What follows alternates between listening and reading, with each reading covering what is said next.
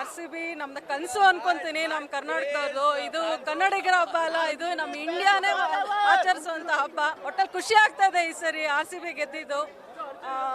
ಕೊಹ್ಲಿ ಅವ್ರಿಗೆ ಖಂಡಿತ ಇದು ನಮಗೆ ಎಲ್ಲರಿಗೂ ಹುಚ್ಚಿಡ್ದಿದೆ. ನಾವು ಫುಲ್ ಎಂಜಾಯ್ ಮಾಡಿದ್ವಿ. ಈ ಸಲ ಕಪ್ ನಮ್ದೇ ಅಂತಾನು ಗೊತ್ತಿತ್ತು, ನಮ್ದೇ ಕೂಡ ಆಯ್ತು. RCB ಅವ್ರದೇ ಚೆನ್ನಾಗಿತ್ತು ಸರ್. ಇಲ್ಲ ಸರ್, 18 ವರ್ಷದಿಂದ ಕಾದು ಸಾಕಾಗೋಗಿತ್ತು. ಈ ಸಲ ಕಪ್ ನಮ್ಮದೇ ಅಂತ ಹೇಳಿ ಇನ್ಮೇಲೆ ಪ್ರತಿ ಸಲ ಕಪ್ಪು RCB ಇದ್ದೇನೆ. ಇದನ್ನ ಹೇಳಕ್ಕೆ ಭಾಳ ನಮಗೆ ಏನು ಹೇಳೋಕ್ಕೆ ಮಾತುಗಳೇ ಬರ್ತಾ ಇಲ್ಲ. ಯಾಕಂದರೆ ಒಂಥರ ಕನಸು ಥರ ಅನ್ನಿಸ್ತಾ ಇದೆ ಎಲ್ಲ. ಇಷ್ಟು 18 ವರ್ಷ ಅವರು ಶ್ರಮ ಪಟ್ಟಿದ್ದಕ್ಕೆ ಇವತ್ತು ಪ್ರತಿಫಲ ಸಿಕ್ಕಿದೆ.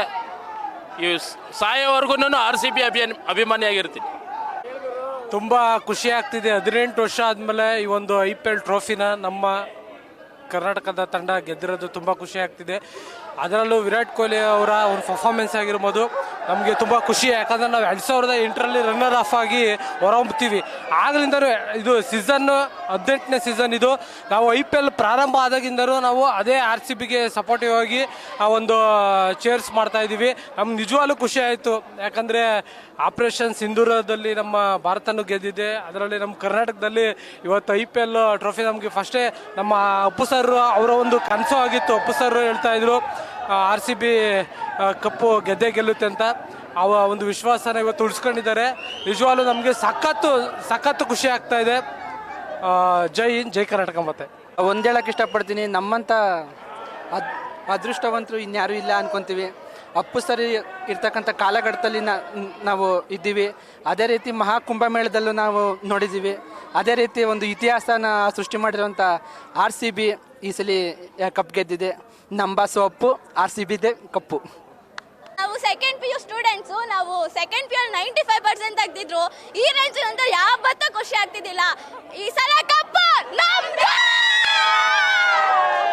18 ವರ್ಷಗಳ ಬಳಿಕ ಇತಿಹಾಸದಲ್ಲಿ ತನ್ನ ಹೆಸರನ್ನು ನಮೂದು ಮಾಡಿರುವಂಥದ್ದು. ಈ ಬಾರಿ ಕಪ್ ಗೆಲ್ಲುವ ಮೂಲಕ ಈ ಸರಿ ಕಪ್ ನಮ್ದೇ ಅನ್ನುವಂಥದ್ದನ್ನ ಗೆದ್ದು ತೋರಿಸಿದೆ. ಸದ್ಯಕ್ಕೆ ಸೆಲೆಬ್ರೇಷನ್ ಕೂಡ ಅಷ್ಟೇ ಜೋರಾಗಿರುವಂಥದ್ದು.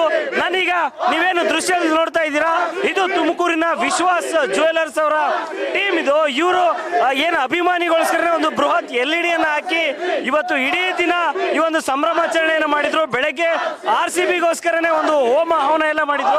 ಸೊ ಅವ್ರನ್ನ ನಾನು ಮಾತಾಡಿಸ್ತಾ ಹೋಗ್ತೀನಿ, ಏನ್ ಹೇಳ್ತಾರೆ ಅಂತ ಕೇಳೋಣ. ಸರ್, ಇವತ್ತು ಮ್ಯಾಚ್ ಗೆದ್ದಿದೆ, ಏನ್ ಹೇಳ್ತೀರಾ? ಸರ್ 18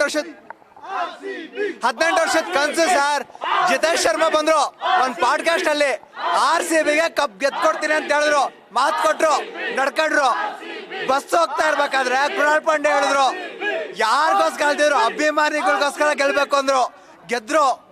ಜಾನಿ ಮೂರ್ತಿ ಅವ್ರು ಹೇಳ್ತಿರ್ತಾರೆ ಕಾಮೆಂಟ್ರಿ ಮಾಡ್ಬೇಕಾದ್ರೆ, ಮಕ್ಳು ಏನೇ ಮಾಡಿದ್ರು ತಂದೆ ತಾಯಿ ಯಾವತ್ತೂ ಬೆಂಡ್ ತಟ್ಟಿ ಸಪೋರ್ಟ್ ಮಾಡ್ತಾರೆ ಅಂತ.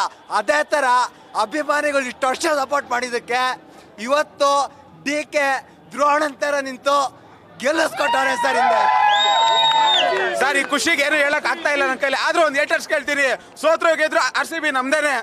ಇವತ್ತು RCB ಗೆದ್ದಿರೋದ್ರಿಂದ ನಮ್ಗಾಗ ಖುಷಿ ಇನ್ಯಾವತ್ತು ಎಲ್ಲೂ ಸಿಗಲ್ಲ ಸರ್. ಅದು ಸರ್ ಒಂದೇ ಹೇಳ್ತೀನಿ, ಗೆಲ್ತಾ ಇದ್ರೆ ಮಂದಹಾಸ, ಸೋತ್ ಗೆದ್ರೆ ಇತಿಹಾಸ. ಇವತ್ತು ಇತಿಹಾಸ ಬರ್ದಿದ್ದಾರೆ RCB. ಈ ಸಲ ಕಪ್ ನಮ್ದು. ಇಷ್ಟು ದಿನ ವೆಯ್ಟ್ ಮಾಡಿದ್ದಕ್ಕೆ ನಮ್ಮ RCB ಅವರು ಮತ್ತೆ ಉಸಿರು ತಂದ್ಕೊಟ್ಟಿದ್ದಾರೆ. ಸೋತ್ರು ಗೆದ್ರು RCB. Thank you. ಇದೇ ಹಬ್ಬ ಸರ್, RCB ವಿನ್ ಆಯ್ತು.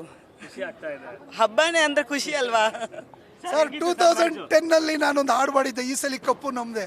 8 ವರ್ಷ ಆದ್ಮೇಲೆ ಇವತ್ತು 15 ವರ್ಷ ಆದ್ಮೇಲೆ ಗೆದ್ದಿರೋದು ನನ್ನ ಖುಷಿನೇ ಬೇರೆ ಸರ್. Super sir. RCB 18ನೇ ವರ್ಷಕ್ಕೆ ಗೆದ್ದಿದೆ, ಒಂದು ಟೀನೇಜ್ ಅಲ್ಲಿ ಗೆದ್ದಿದೆ. ಇನ್ನೂ ದೊಡ್ಡದಾಗ್ತಾ ಇದೆ, ದೊಡ್ಡದಾಗಿ ಬೆಳೆಯುತ್ತೆ RCB.